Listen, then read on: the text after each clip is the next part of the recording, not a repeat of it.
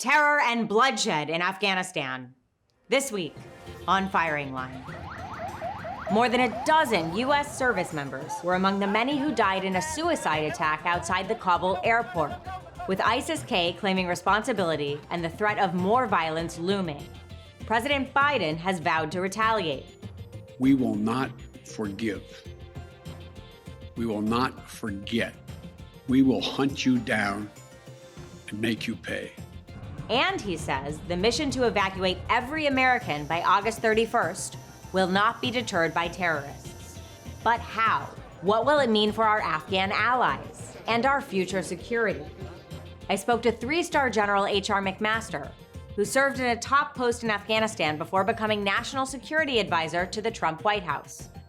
And separately, with four-star Army General David Petraeus, who commanded U.S. forces during the 2010 surge in Afghanistan, then led the CIA. What do Generals H.R. McMaster and David Petraeus say now? Firing Line with Margaret Hoover is made possible in part by Robert Granieri, Charles R. Schwab, the Fairweather Foundation, the Asness Family Foundation, and by corporate funding is provided by Stevens Inc. and Morgan Stanley. General H.R. McMaster, welcome back to Firing Line, and thank you for your service. Hey, Margaret, it's great to be with you even at this difficult time. President Biden has been warning about threats from ISIS-K for days. What is your reaction to the events at Kabul airport? Well, of course, it's heartbreaking to see the loss of our courageous servicemen, but also the loss of innocent life outside that gate, the loss of life among Afghans who were desperately trying to escape. And I think this is obviously was predicted, and even though it was predicted, of course, it wasn't prevented in large measure because I think of the difficulty of that tactical problem, right? That we are in this airport that is right in the middle of an urban area. It's very difficult to defend when you only have a perimeter and you don't have any depth in your defense. And we've been banking on an understanding, with a terrorist organization, and that's an extremely dangerous position for our servicemen and women to be in. ISIS-K claimed responsibility for the attack, and this group is enemies with the Taliban, which was supposed to be in charge of security at the airport.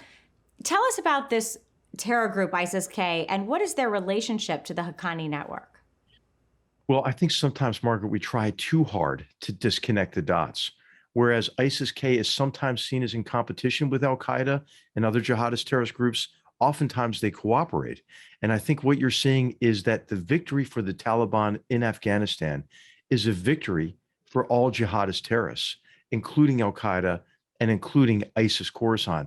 These groups often overlap, right? They share resources, they share people, they share bomb-making expertise. And I would not be surprised if this was an attack that was incited by the Taliban with the cutout of trying to use ISIS-K. We've seen that in the past. And so I really think that this is an effort to humiliate the world's only superpower on our way out of Afghanistan after we surrendered to the Taliban. Do you suspect there will be more attacks like this? I think they're going to certainly attempt more of these attacks. What they're hoping for are images that are akin to the images of the U.S. withdrawal from Saigon in 1975. But what I fear most, Margaret, is we're on fast forward to 1979, and what we'll see is a hostage situation with obviously the Afghan people being held hostage by the Taliban, but also potentially U.S. citizens and citizens of other countries. General, what is an appropriate retaliation? You heard President Biden address the nation after the attacks with a message for the terrorists that we will hunt you down and make you pay. Well, I think we have to pursue those who are responsible for this and track them down. We have a long history of doing that, Margaret. It wasn't until years after the Cole bombing, for example, or the embassy bombings in 1998 that we tracked down and brought to justice the perpetrators of those attacks. So we will pursue them to the ends of the earth. But I think what you're seeing now are the limits of this sort of over the horizon approach to counterterrorism. Frankly, Margaret, it just doesn't work, right? What was working in Afghanistan was a sustained effort to support Afghans who were bearing the brunt of the fight and who had an opportunity to develop to develop human intelligence, which is immensely important to augment your surveillance capabilities, especially in these dense urban areas where terrorists intermingle with civilian populations and are trying to avoid being classified as a target. CENTCOM Commander General Kenneth McKenzie said in a briefing this week, the military shares, quote, common purpose with the Taliban. Now, the Taliban spent years, of course, trying to get the United States to leave Afghanistan, but is now in charge of our security. How does that work? It doesn't work. And you know, I've got great respect for General McKenzie, but I'll tell you, I think McKenzie, he's just wrong about that. And I think that what he's wrong about is that the Taliban is not driven by just interest, right? The Taliban is driven by an ideology based in a perverted interpretation of Islam that is trying to push the world back, you know, into the 7th century. And that ideology is what drives them, Margaret. I mean, the leader of the Taliban, Hibatullah Akhundzada, celebrated the fact that his son died as a mass murderer, as a suicide bomber in Helmand province in 2017. What else do you need to know about Siraj Haqqani, you know, who was one of the worst criminals ever on the face of the earth, who specializes his network in two things, you know, mass murder of innocent people and kidnapping. And that's the person who's in charge of the military wing of the Taliban. He's also a member in very good standing in Al-Qaeda. It just shows you that these groups are completely interconnected, Margaret, and they exist in an ecosystem there between Afghanistan and Pakistan that houses over 20 U.S. designated terrorist organizations. Just to give you a quick lineage on ISIS-K, ISIS-K came from many of their leaders, most of their leaders came from Tehrik-e-Taliban Pakistan, which was a splinter group from Lashkar-e-Taiba, a group that was formed by Pakistan's inner services intelligence to act as an arm, a terrorist arm of their foreign policy. Then that group morphed into ISIS, and you know, these people are not adherent to just one particular group, but to this violent philosophy, this determination to commit mass murder against all civilized people, to establish their caliphate and to drag the world back into the 7th century. So I think what's wrong about that statement is they're not driven principally by interest. General, you said this week, quote, it's time to reverse course, scrap the withdrawal deadline, and cut off dealings with the Taliban. What should we do now, in your view? Well, I think it depends on what the mission is, right, that the president approves. If the mission is withdraw only, right, we're going to see, I think, a continued very, very difficult mission, you know, play out. But if the decision is to get all Americans out, we have to do something quite different, Margaret. We would have to, I think, look for alternative areas to make into safe spaces, to try to provide safe quarters by threatening the Taliban. If they impede movement on those quarters, they'll suffer severe consequences. I think, Margaret, we are going to have to intervene in some way when we see this humanitarian catastrophe unfold, right? I mean, it's worth noting that when the Taliban was in charge from 96 to 2001, there wasn't even one cell phone in the country. We're going to be confronted with horrible images of human suffering every day. You said it depends what the mission is. President Biden vowed to continue with the evacuation, but also for it to end on August 31st. How can we possibly get everybody out by then? Yeah, I think that those two statements are in tension with one another and are incompatible. I do not think it's possible. I mean, I could be wrong about this, Margaret, but I don't think it's possible to adhere to this deadline that the Taliban has imposed on us and also be assured that we're getting all Americans out. And that's why I think we're on fast forward from Saigon 75 to Tehran 1979. General, you just referenced Saigon. Given your expertise on Vietnam, are there any other similarities you see between Afghanistan and Vietnam? Well, Margaret, I think there are parallels. And in particular, our strategy, our effort in Vietnam suffered tremendously from a fundamental misunderstanding about the nature of that conflict. And I would say the same is true absolutely about Afghanistan. And I think what is often said about Vietnam is true about Afghanistan, in particular, that the Afghan war was not a 20-year-long war, but a 1-year war fought 20 times over, and with inconsistent and fundamentally flawed strategies that artificially lengthened the war, I think, and made it more costly. It's important to know, though, I think, in Afghanistan, is that I believe, Margaret, we had won, right? We had a relatively small number of troops there who were enabling the Afghans to bear the brunt of the fight. And, it is true. Afghanistan was not Denmark, but Afghanistan didn't need to be Denmark. It just needed to be Afghanistan. It would probably still be a violent place. But I think what your viewers might do is compare what we're seeing today to the sustained commitment we had prior to the 2020 capitulation agreement with the Taliban. And I think most people would choose prior to 2020 than the horrors we're witnessing today. General H.R. McMaster, thank you for your sober assessment, and thank you for your service to our country. Thank you, Margaret. It's a pleasure to be with you. The day before the attack on the Kabul airport, I spoke to General David Petraeus, who was already expressing concerns about the threat of ISIS-K and what American withdrawal would mean for security in the United States and around the world. General David Petraeus, welcome back to Firing Line, and thank you for your service. Great to be with you again, Margaret. Thanks. General, you served as the commander in Afghanistan from July 2010 to July 2011, during the United States military surge and one of the deadliest periods in the Afghanistan war. As the former CIA director, you're also an authority on U.S. intelligence operations. Everyone from President Biden to Secretary of Defense Lloyd Austin has said that no one could have predicted that it would only take 11 days for the Taliban to take over Afghanistan. But you said back on May 4th that without U.S. and coalition forces, there would be a decline in, quote, the capacity and the capabilities of the Afghan National Security Forces.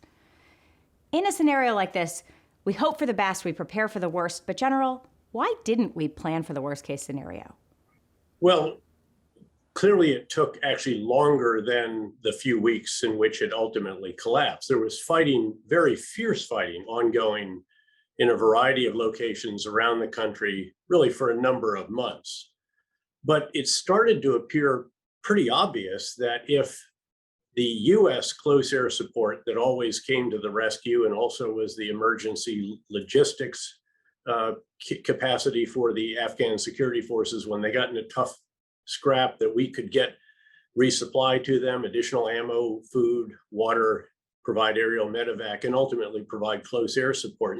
Once all of that was withdrawn, the only capability left to ensure that Afghan soldiers knew someone had their backs was the Afghan Air Force. And then when people realized that the contractors that maintained that Air Force, that kept the missile defense system on it, all the various capabilities that are so essential to maintaining sophisticated US provided helicopters and planes, when that left, it became pretty obvious that the Afghan soldiers, after fighting for a few days in a simultaneous set of battles, quite a comprehensive offensive being pursued by the Taliban, that they would realize no one was coming to the rescue. And that much, I think, was quite predictable. And especially in Afghanistan, if individuals think that they are doomed, they're going to cut a deal. These are survivors. And so they did fight for quite a while in some areas. But ultimately, as they knew no one's coming to the rescue, they had a choice. They could either run, they could surrender, cut a deal. And they, together with local political leaders, had contact with the Taliban and typically cut a deal.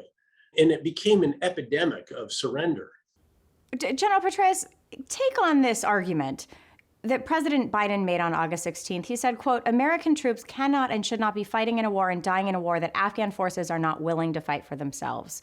Well, let's remember the facts here. And that is that over 66,000 Afghans have fought and died for their country. The bulk of those over the last 6 or 7 years since we transitioned on the frontline security to Afghan forces completely. That is 27 times the number of American casualties in Afghanistan. So again, when they knew that someone had their back, if they knew that someone would provide aerial medevac, resupply, close air support, and so forth, and by the way, intelligence on what was going on out in front of them with drones and so on, if they knew that was there, they did continue to fight. It was just in this set of circumstances at the end. And by the way, you know, that comment did grate on an awful lot of us who actually served with Afghan forces and saw them fight and die and take heavy casualties trying to defend their country against the Taliban. It was an unfair characterization. Well, it was an accurate characterization of the final week or so, but it was an unfair characterization of the last 20 years of war. President Biden has set his own August 31st deadline, which he is sticking to, and the Taliban says that an extension of that deadline would be crossing a, quote, red line. Are we going to be able to get all the Americans out? I don't know. I tend to think not all. Again, you can never get 100% of anything in a very challenging endeavor like this. Surely there have to be American citizens who are far from Kabul and can't get there. Undoubtedly, there are citizens who actually want to stay for some reason or another. So I doubt we get all of them out, but those that want to get out, that are in Kabul, I think should be able to be evacuated by the 31st of August. General Petraeus, who is at fault for this debacle? Is it the commander-in-chief, the Secretary of State, the Defense Department, the generals? Well, I'm sure that there are many of us who are at fault, including those of us who served there over the years, including certainly the previous administration that embarked on a negotiation effort that resulted in a horrible outcome. I mean, if you go into a negotiation saying that you want to leave and you want to negotiate something that will, quote, allow you to leave, in other words, to do what the Taliban wants you to do, you exclude the elected government of the country from those negotiations, and you force the elected government to release 5,000 Taliban detainees who go back to the front lines. That is not a good outcome, especially when you do consider that there were actual alternatives that might and could have been considered. The retention of 3,500 troops on the ground seemed to me to be quite sustainable. To me, it seems preferable to what has now taken place. I mean, I don't know how you can compare the Taliban controlling the country and taking it back many centuries at the least with a democratically elected government, however imperfect, corrupt, less than desirable, and frustrating, maddening, and everything else. Think of the opportunities that Afghan citizens did enjoy for the 20 years of this period, and they were vastly greater, clearly, than what existed under the Taliban prior to that and prior to the 9/11 attacks.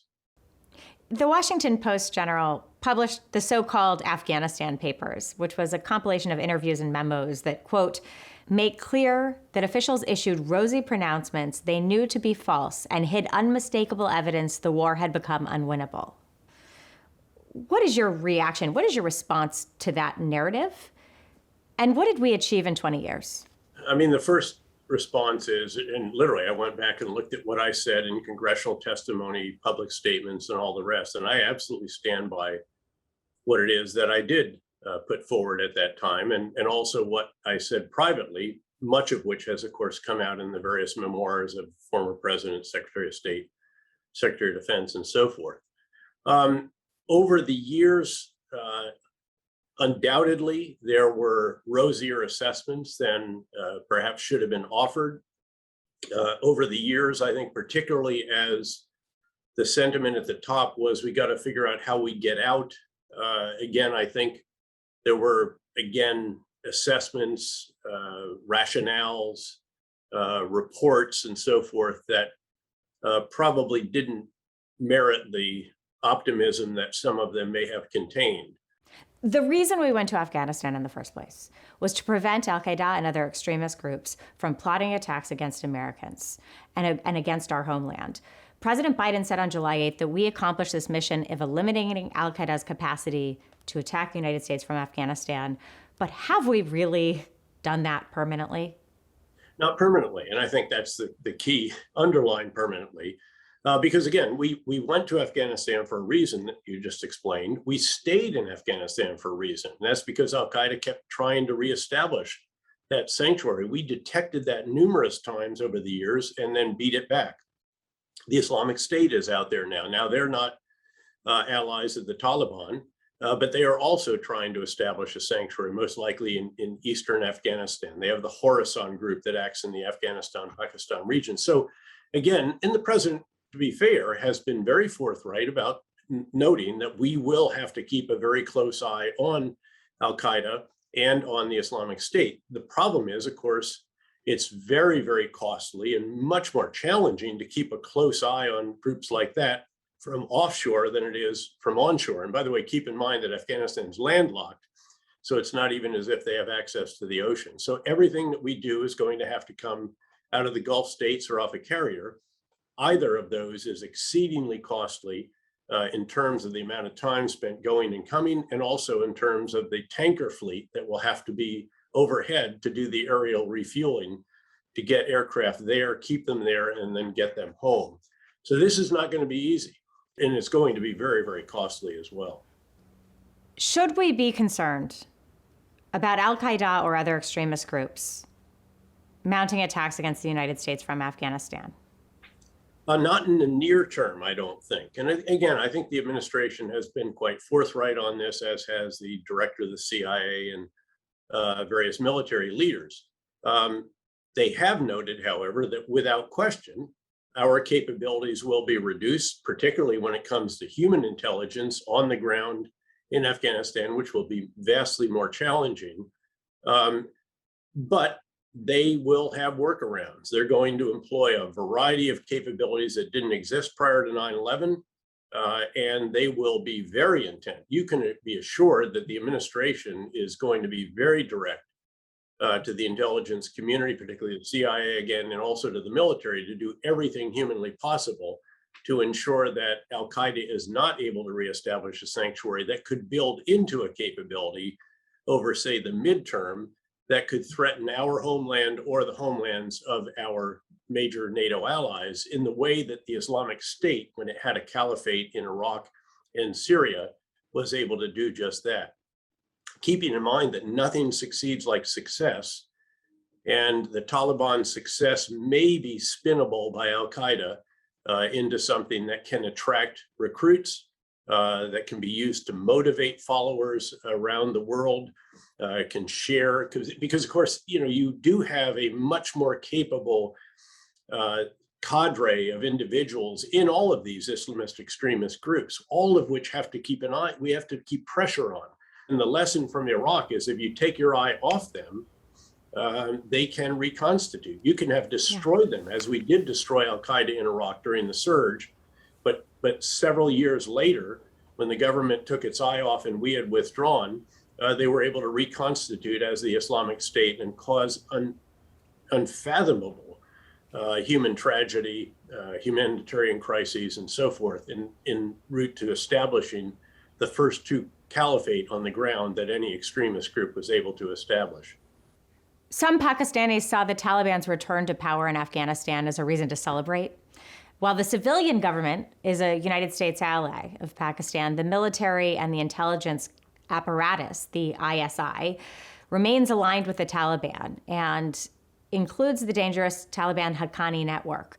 What does our exit from Afghanistan mean for this precarious situation in Pakistan? Well, Pakistan is in a very, very difficult situation. It's got a very considerable population.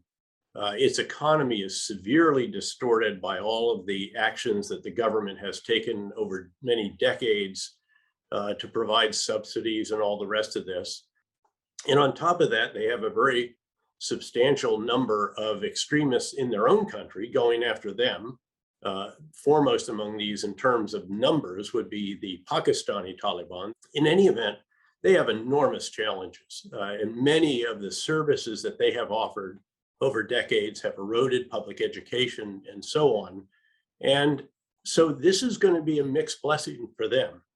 Yes, they will have, in a sense, strategic depth now from they see the principal adversary, of course, as India, and this does provide depth for them. But it's also going to provide perhaps millions of refugees. If the Taliban are going to be in need of an awful lot, again, of goods and services, much of this has to come through Pakistan, and they may not have the money for it. So you're going to see a huge humanitarian disaster in the Afghanistan-Pakistan region, which is something, again, that Pakistan can ill afford to experience. How should the Taiwanese interpret this action of withdrawal from Afghanistan? Well, this is the question of what has this done to America's credibility and reputation around the world? And I don't know how you can see this as having shored up our credibility or reputation. Our most important NATO allies were publicly quite critical about the withdrawal and the lack of real consultation rather than just telling them what we were going to do. I think those around the world should rest assured that our military capacity is extraordinary and that where those interests are truly vital in the view of the administration, that our commitments will clearly be honored. General Petraeus, thank you for your service to our country, and thank you for your insights here on Firing Line. Great to be back with you. Thank you, Margaret. Firing Line with Margaret Hoover is made possible in part by Robert Granieri, Charles R. Schwab, the Fairweather Foundation, the Asness Family Foundation, and by corporate funding is provided by Stevens Inc. and Morgan Stanley.